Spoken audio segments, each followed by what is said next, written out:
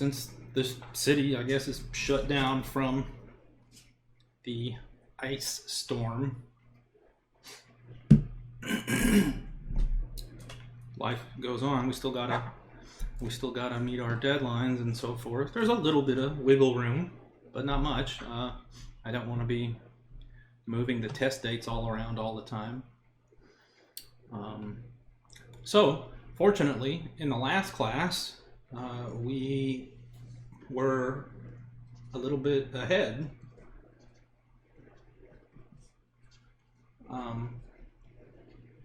And I'll say, I get the sensation from you guys that maybe some of you are bored in class. I can understand that. If you're not bored and this is hard, no problem. I can understand that too. Don't let the, if you're not bored, don't let the bored people run you over and run the show. But at the same time, if you are bored, be patient. I will make it sufficiently hard before long. But for now, we are a little bit ahead, so a snow day is fine. And this video is going to discuss what we would have covered in the previous, in the missed class yesterday. So, what you're looking at here is assignment 7. And it is about, a whole different bunch of things, but domain and range, and there's a little bit of one-to-one in there. We talk about one-to-one functions more seriously later, but here's what I'll say to start us off with. So a question like this one, number 1, is important because in calculus, you will get to a point where you have these two arbitrary curves, and boy, you would sure like to know what is this area in between these two curves. And that's a common calculus problem, and in order to do that, you have to determine which curve is on top of, which curve is above the other one. So when I have a picture, it's obvious which curve is above the other one. In this picture, F is above G. Not always, but inside of, let's say, this interval from 1 to 4, F is above G. But outside of that interval, G is above F. So you might be asked, or you are going to be asked something similar to this on question 1, which is larger, F of 0 or G of 0? And we don't explicitly have the rule for the function. We just have a graph of the function, and it is clear that F of 0 is greater than G of 0, because when I put in 0, I get what? 1, 2, 3. F of 0 is 3. G of 0 is like 1/2. All right, well, with that picture in mind, I guess here, let me sketch that picture over here. So it kind of does something like this. And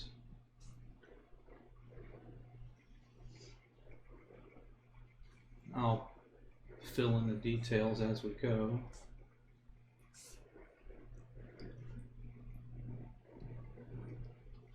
Okay, so the next question would be, which is larger, f of 1 or g of 1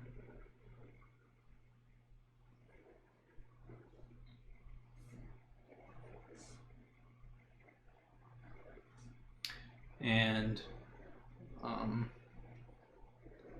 let's see,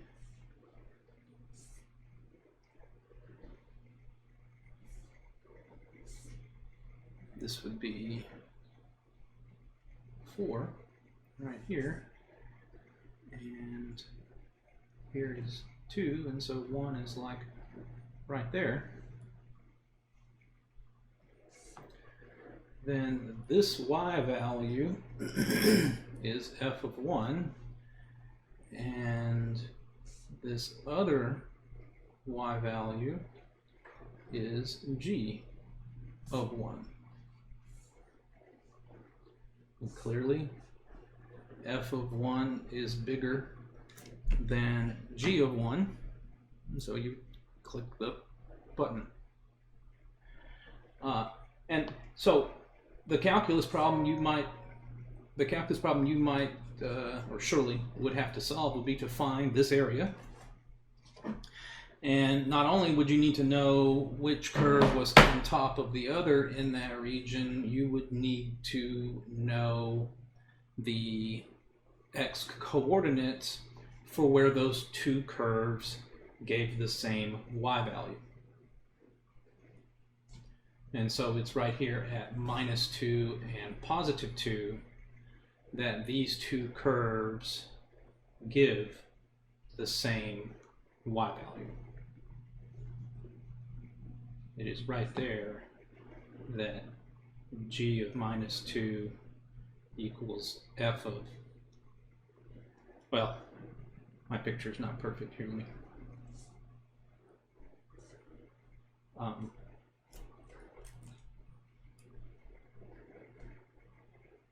going to purposefully kind of obscure where that intersection point was, and then kind of purposefully drag this one down a little bit.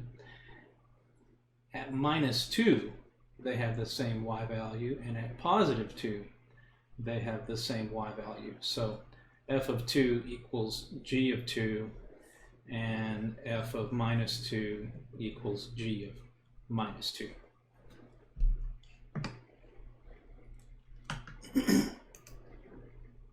You can see that here. And they have you enter in the x values with a comma.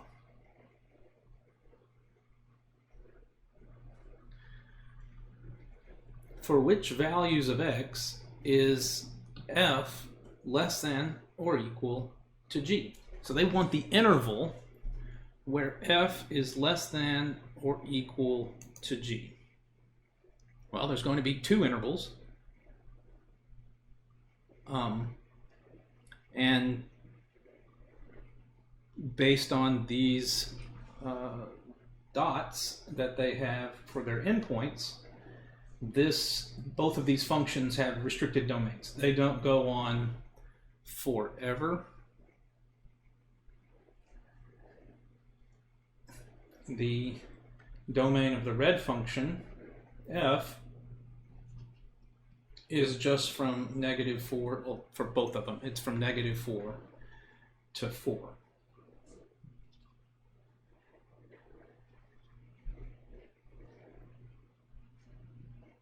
So each function has a domain from -4 to 4, but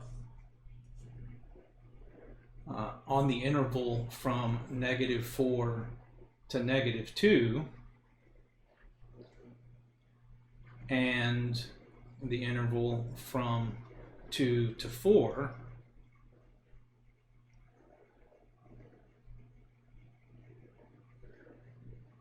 that's where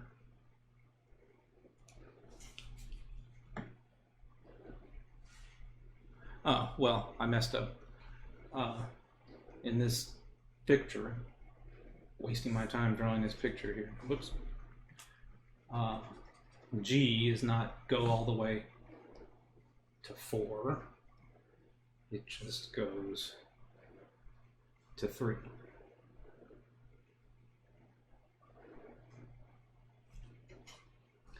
So if I fix it to say that, then on those intervals, you have the fact that f is less than g. F of x is less than g of x for every x value in these intervals. And then where is f greater than g? Well, that would just be in the interval from -2 to 2. That was like the first thing that we talked about.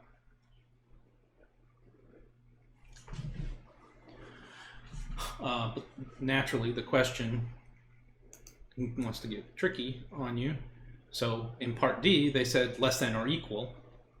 And in part E, it's strictly greater than. Well, f is strictly greater than g on the open interval from -2 to 2.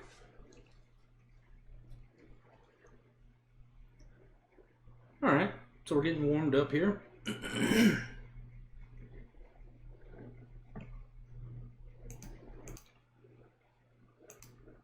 Let's recall what it meant to be a domain in range.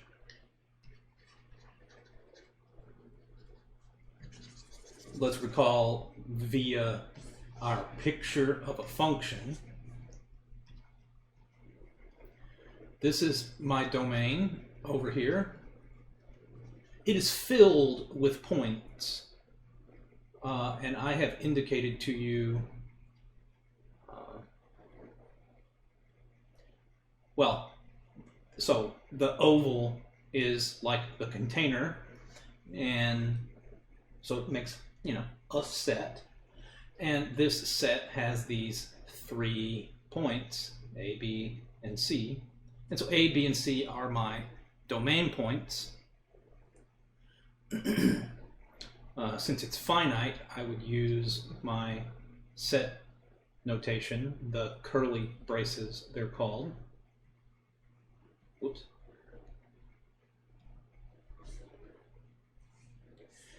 And over here is my codomain.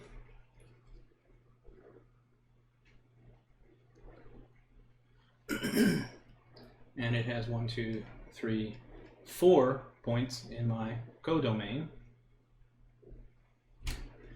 And now I'll make my function f. It says that I have to go and grab each point in the domain, but I can only send it to one place. 1 arrow per domain point. Don't care where they go, but only 1 arrow per domain point. And so this arrow, this arrow, and this arrow, all 3 of them together, is the function. The function is the arrows. And my range now is this subset of the codomain. So this is equal to my range.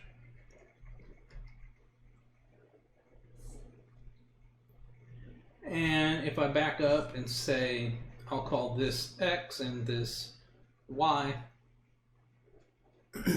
then you can see that the range is a subset of the y of y. Okay. It's the same idea if I had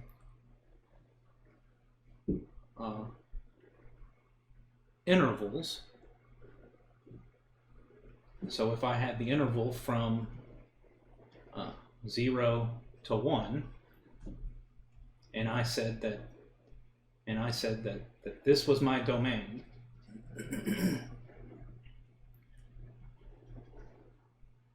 this interval would be contained inside the real number line, aka the x-axis.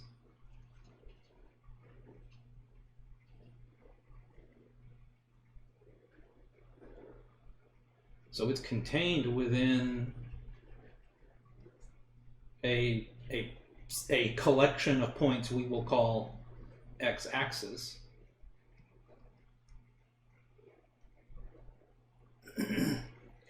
And then over here, I will have a codomain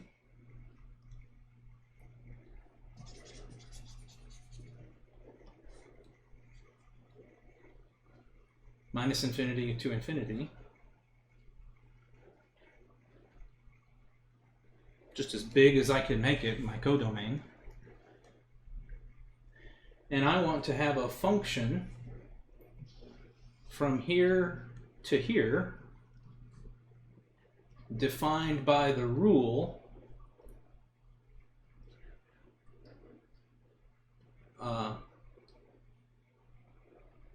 just take your input and add 1.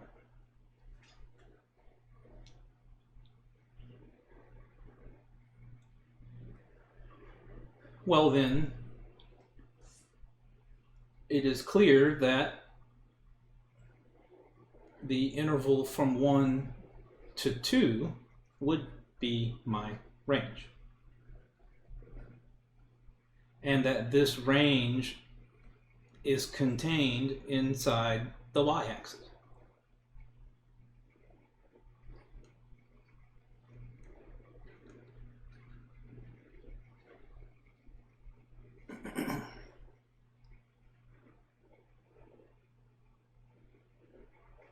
Okay, well, you could make a picture of that relationship between the domain points and the range points with a graph of the function.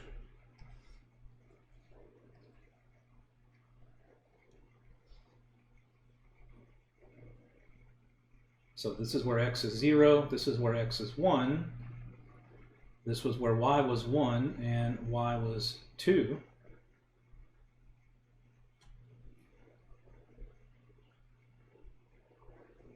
And the function can be thought of as, so the strictly speaking, the function is not the graph, but it's okay to think of it that way.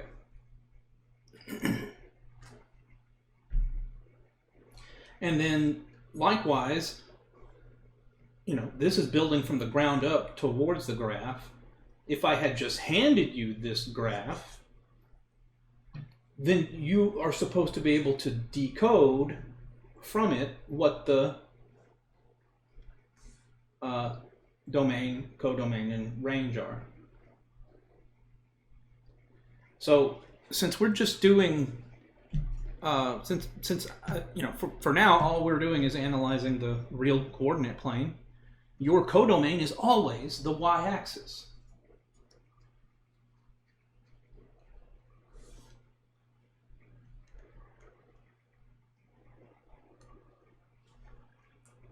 This is the x-axis, but it is not always the domain.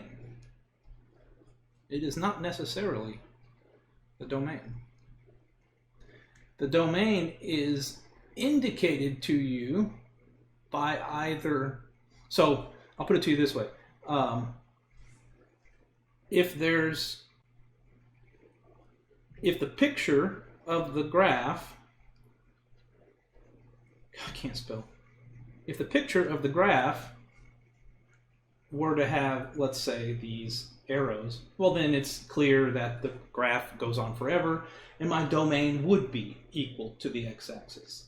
But in the absence of that, we have what's called a restricted domain.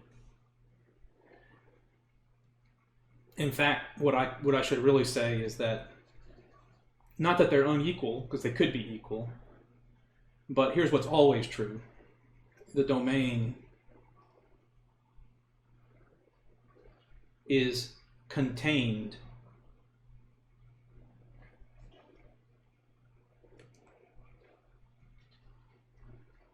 is a subset of. It's this symbol. The domain is contained within the x-axis. And we can see from the picture that the domain points would have to be all of those x values that got an arrow to somewhere. They got mapped to some y value. For example, that x value got mapped to that y value. And I can see that my domain is 1, and my range, the range is all of the y values that got an arrow. And we can say that that range is always contained within the codomain.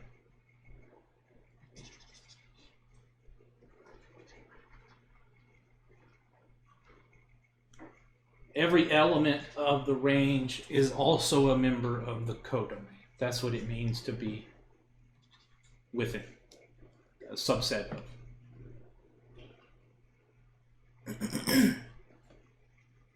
Okay, great. So then when you have some goofy picture like this,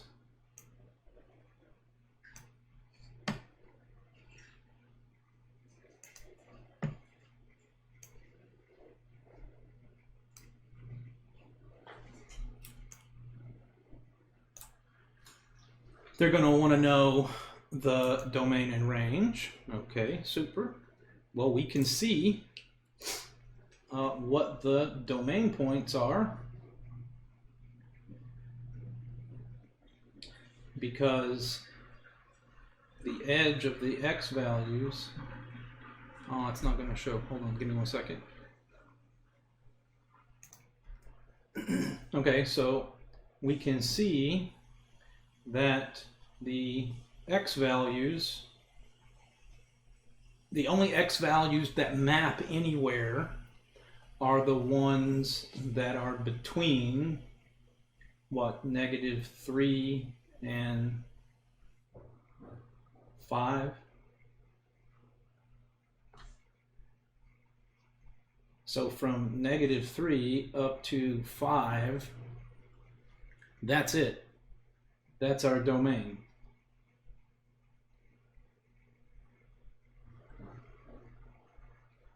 And it uses -3 and 5, so I'll put the bracket. And those points only map to y values between -5 and 3. So my range would be -5 to 3.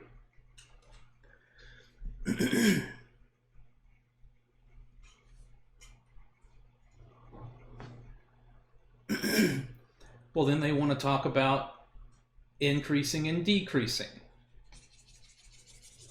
You need calculus to have a good definition of what increasing and decreasing truly means. We can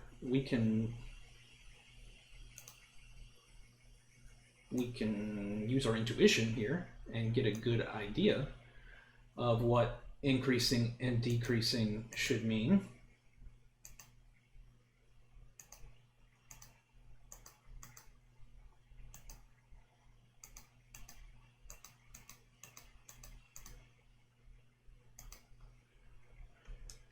So,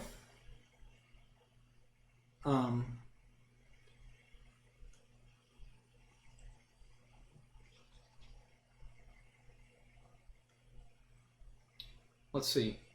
I mean, imagine that you started here on this point on the left.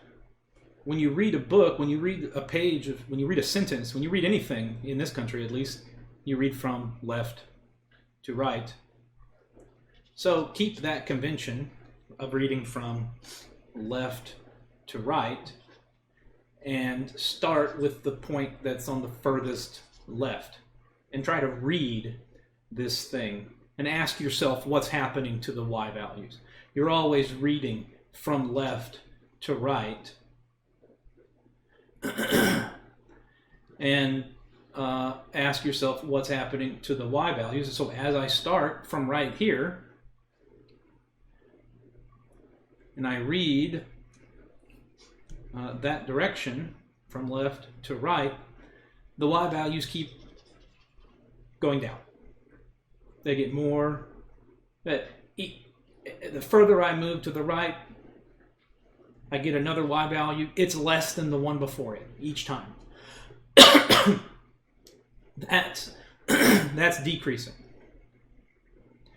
Everywhere between right in here and the y-axis, we have the function decreasing. Okay, keep reading from left to right. Now, as I read inside of this interval, it is increasing because the y values keep getting bigger. And then it switches back to decreasing.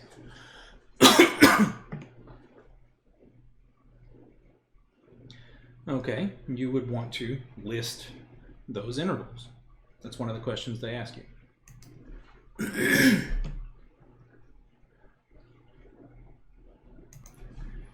Now we're supposed to use this graph to estimate the domain and range and the intervals of increasing, decreasing. It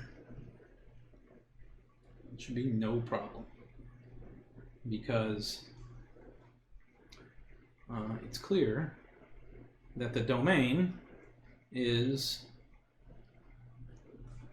from -3 up to 3, and they're both included, and that the range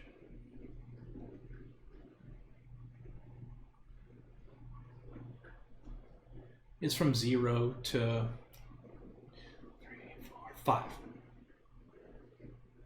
And they're both included. The places where it's increasing and decreasing are simple. This function here is composed of line segments. You could write the explicit definition of this with a piecewise function that had 5 pieces. And the ones with negative slopes are decreasing, the ones with positive slopes are increasing.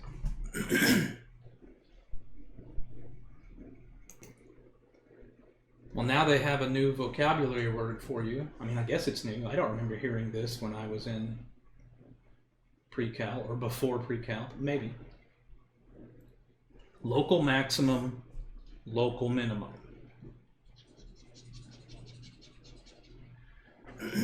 You can have an intuition of what it means for now, because once you get to calculus, you'll have the rigorous definition.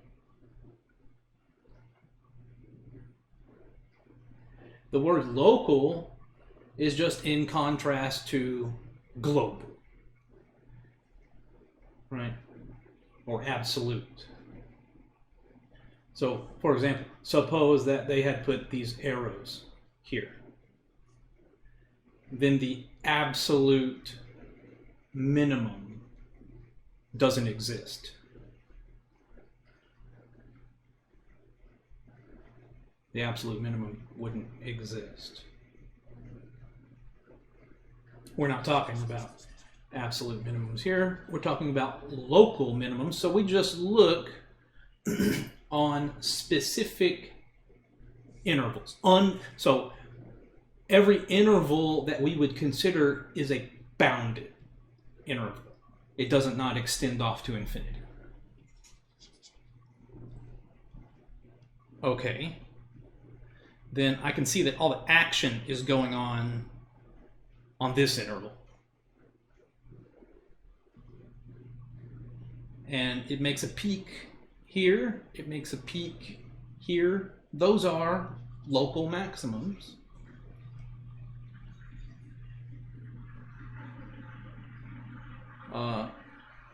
You would have the ordered pair -2, 2. and 3, 1. Those are both local maximums. You have to give it an ordered pair. You can't just give it the y value, because the local maximum is a point on the curve. And the local minimum, naturally, would be the place where it makes a little bottom. Right? 0, -1. That's our local minimum.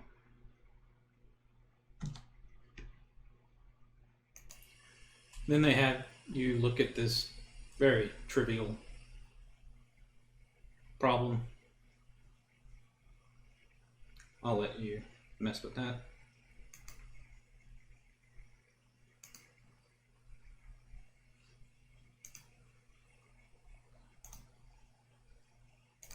Okay, now we want to go back to this picture that we looked at last week.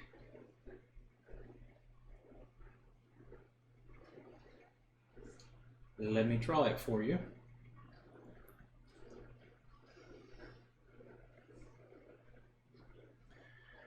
Okay, so here's my generic curve. Actually, let me do it in a different color. Here is my generic curve. Call it F. This is the x-axis, obviously.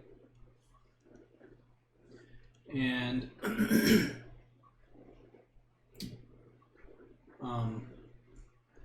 I want to talk about the secant line that goes through these 2 points.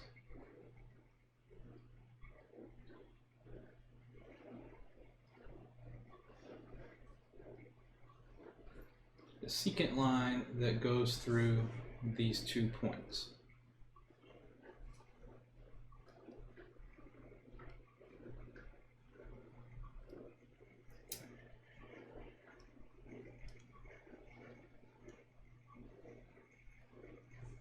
All right. And because I like to torture you, I do not put numbers. You have got to get more comfortable. If you are not comfortable yet, it's time to get that way. I mean, if you insist on having a number, just pick some. But clearly it would have to satisfy the property that B is greater than A.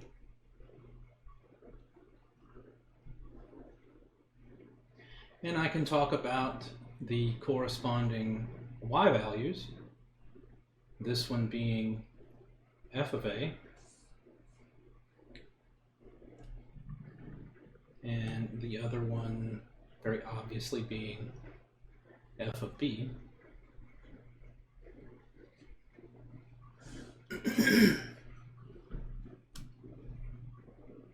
And we were able to construct that well-known formula for the slope of a line and obtain the point slope form of a line from this picture.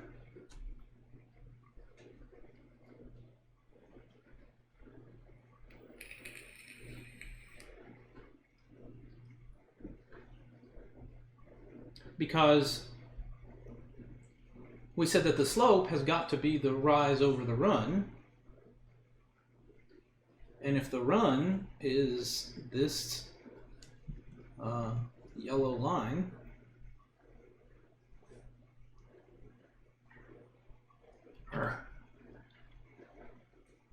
and then the rise is this yellow line, then the rise is just f of B minus f of A,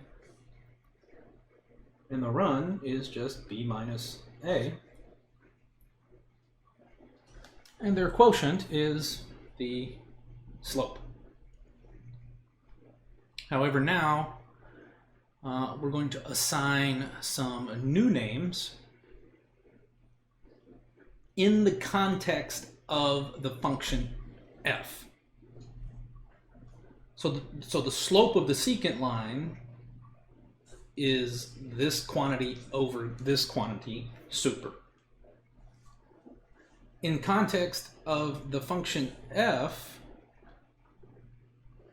we will call this quantity the net change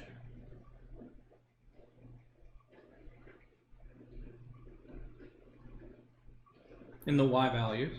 I mean, f is always trying to worry about the y values. F of x is a y value. F is the function, f of x is a y value.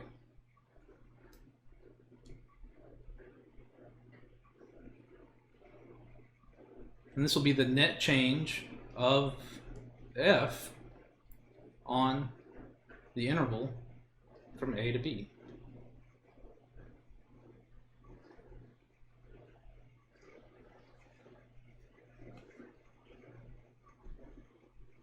Okay. And that's, I mean, you can see it plain as day from this picture. Why would you call it anything else? It's how much it changed in the y direction.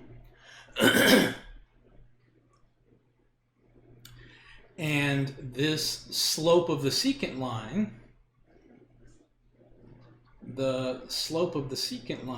we will call the average rate of change of f on the interval a to b.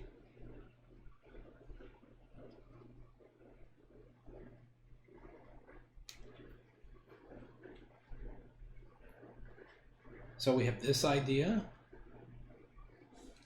that the slope of the secant line is precisely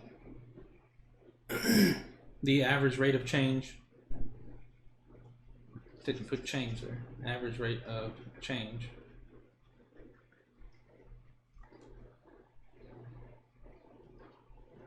of f on the interval a to b.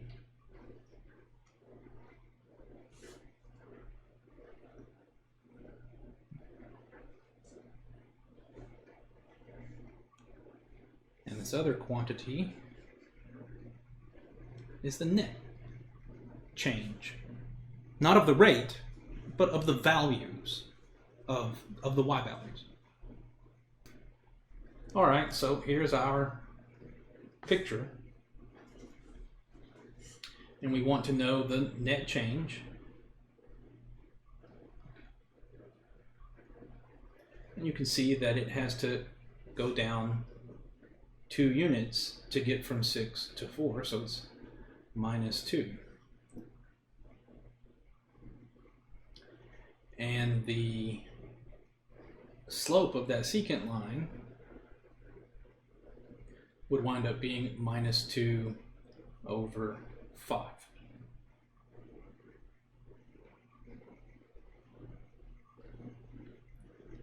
With our notation from the previous picture,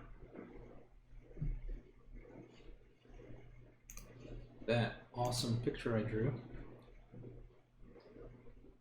which is something that you really, really need to get very comfortable with everything on this picture. Then we can see that if I used that notation, then I wouldn't really want to do the average rate of change first. Focus on the change in the x direction first and write your denominator. And make sure that it's a positive number. That's a very good practice. It will keep you from making a critical error. So this change in x, always make it a positive change in x because I want to read from left to right, is 5 minus 0. It's the length of that segment that starts at 0 and winds up at 5. And then your corresponding net change would just be f of 5 minus f of 0.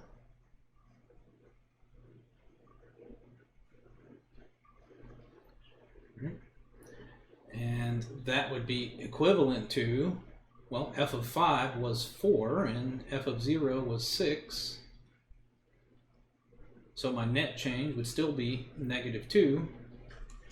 And my average rate of change would still be -2/5. Okay, well now they want us to do it with a just the function rule. No problem.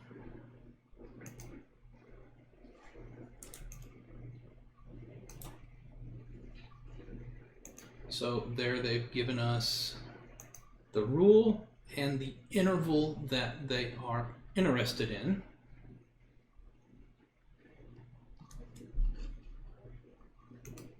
Okay, so f of z is 2 minus 5z squared.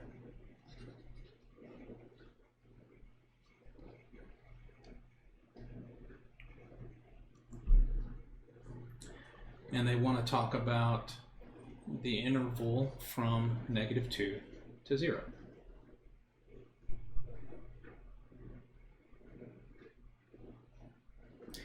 Determine the net change. Well, that would be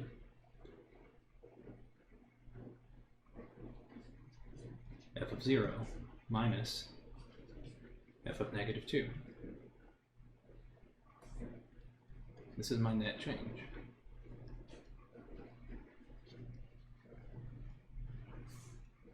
Of f on the interval from -2 to 0.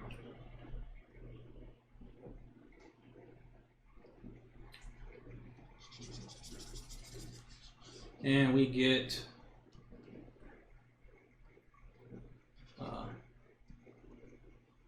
we get 2 minus 5 times 0 squared. And then minus, where that minus is right there, 2 minus, and I'll put this one in parentheses. You should really put them both in parentheses, but okay. And then what do I get when I substitute in a -2? Well, we get 2 minus 5 times -2 squared. Okie doke. So when I distribute the negative, we wind up getting the 2's to add up to 0. So they're gone. And then that -5 times whatever becomes a +5. So this is just 20.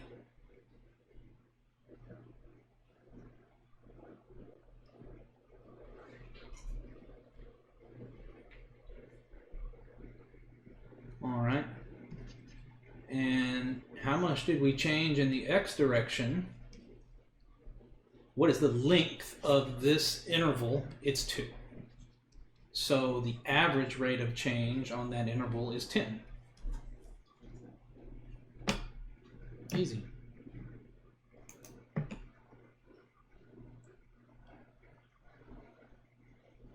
Okay, now it's more abstract. There's that stupid h, right? H is, if you see an h, you know that a difference quotient is nearby. The function here is 5t squared.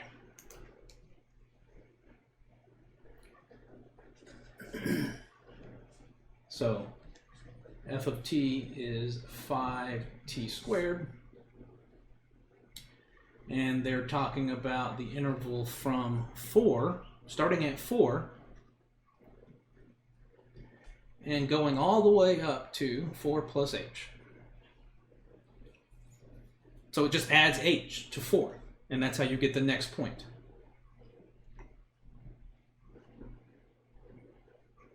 then our net change is f of 4 plus h minus f of 4.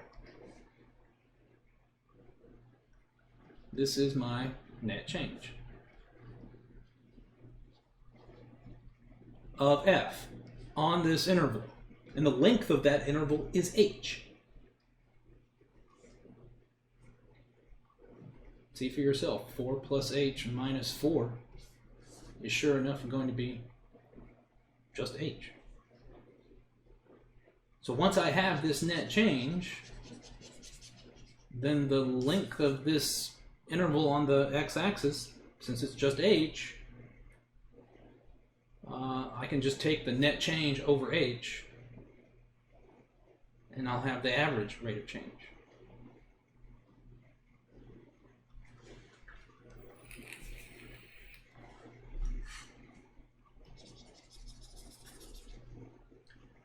Okay, so 5, let's substitute in these x values. Let me first substitute in 4 plus h, and then substitute in 4. There we go.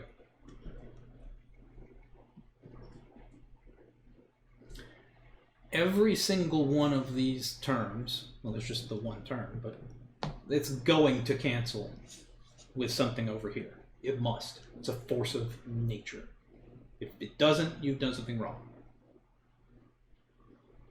Well, first I'd like to factor out those 5s because those are in my way.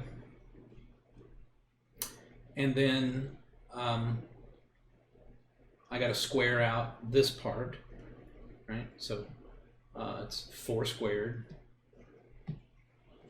plus 4h plus 4h plus h squared minus 4 squared.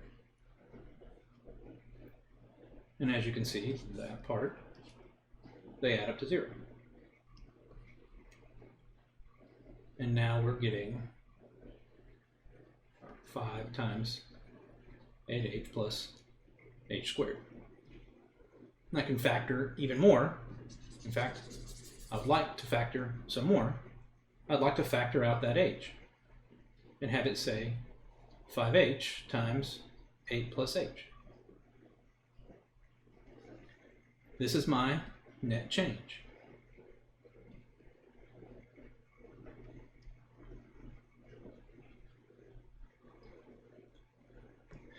Okay, well then my average rate of change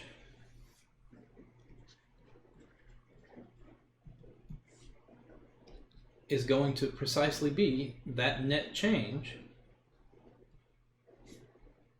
over h, because that's the length of this interval. And we get that the average rate of change must be 5 times 8 plus h.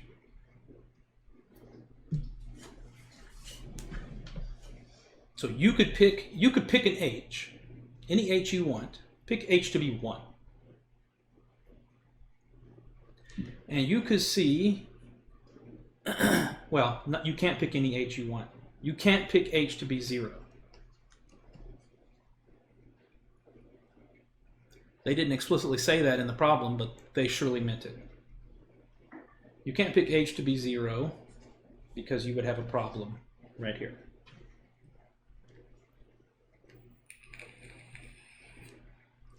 Then if I pick h to be 1, then I could see that on the interval from 4 to 5, if h was 1, then I'd be looking at the interval from 4 to 5. And I could see that the slope of that secant line that goes through the points 4 comma f of 4 and 5 comma f of 5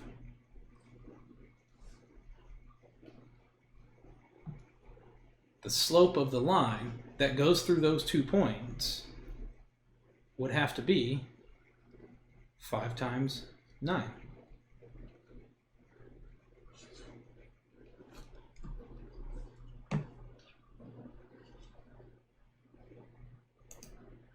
Okay, now they want to abstract it even further. Your function is 5 over t, and the interval is from a to a plus h. So you provide the a and you provide the h, neither of which can be 0, because 0 is not in the domain of this function. 5 over 0 can't get assigned to anything because 5 over 0 is not even a number. It's not on the x-axis. And the domain has to be a subset of the x-axis. So,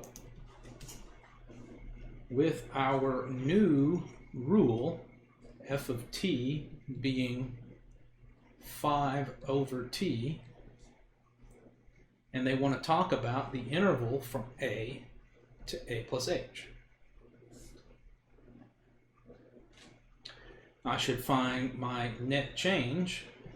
The net change is f of a plus h minus f of a. This is the net change.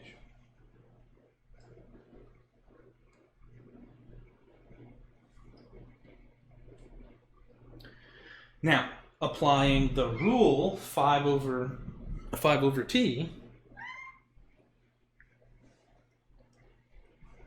I would get 5 over a plus h minus 5 over a.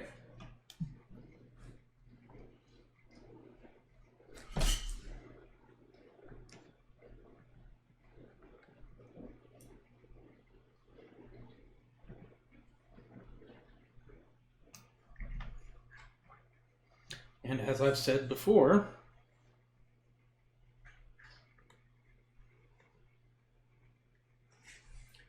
everything over here must cancel with everything over here, or you've done something wrong.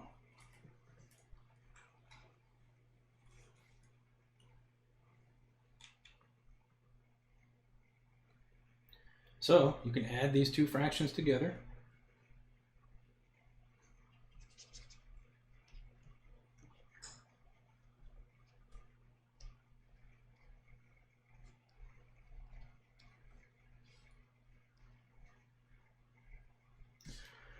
Now they're added together. When I distribute the minus 5, you see that you'll get a minus 5a, and it'll add up with that positive 5a to give you 0. So we end up with minus 5h over a times a plus h. And this is our net change.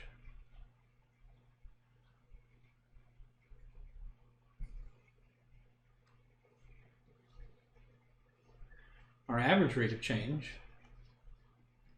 which would be the slope of the secant line through the ordered pairs that have these as x values, is exactly that net change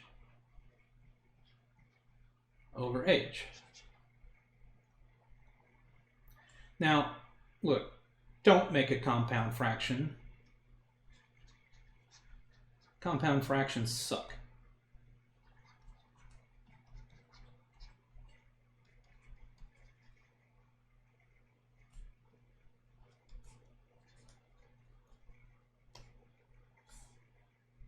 That would be something like a over b. I have my a over b, and then now I want to divide by h. Don't do this.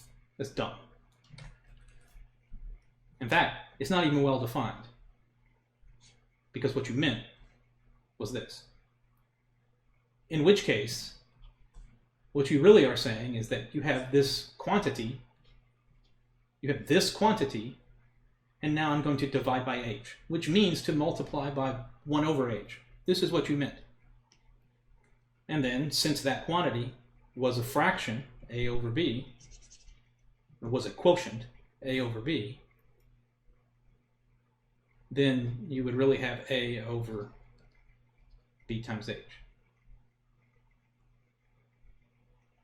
that h just sneaks right up into the denominator next to the b.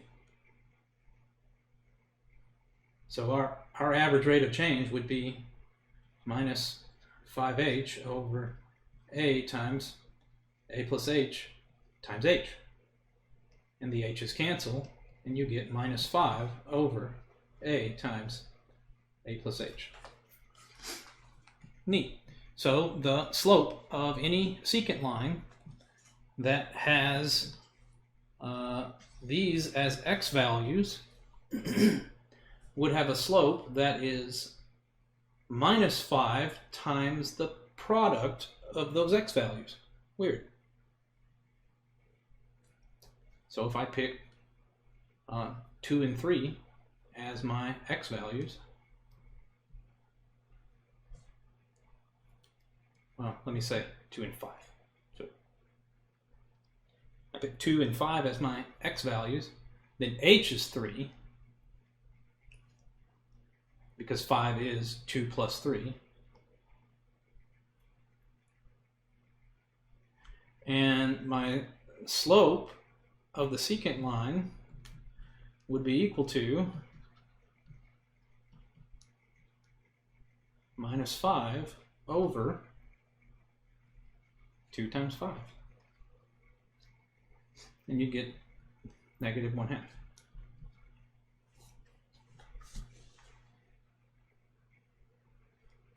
This is negative, so you already know that that function would be decreasing on this interval. Well, you don't know that explicitly, that's why it's the average rate of change, but it is decreasing on that interval.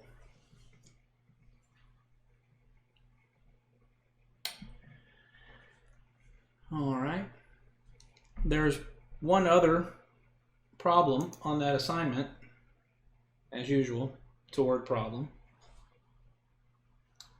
It's very easy once you have the realization that this table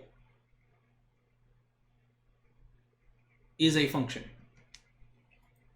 It describes all of the mappings from these x values to these y values.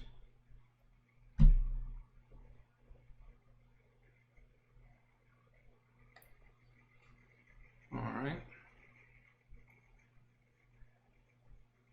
And I guess that's it. So I will post a written assignment.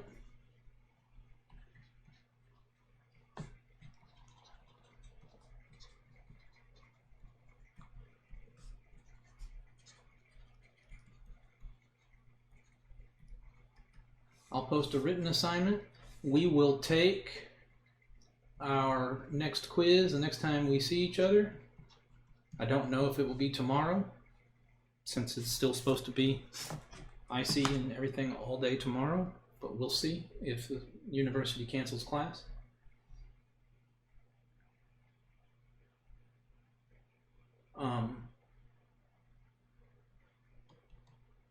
If we do end up meeting tomorrow, I guess I won't have the quiz tomorrow. So maybe Monday? I can just go ahead and say that it would be on Monday. Or something. We'll do something. I won't have it tomorrow. That's abusive. And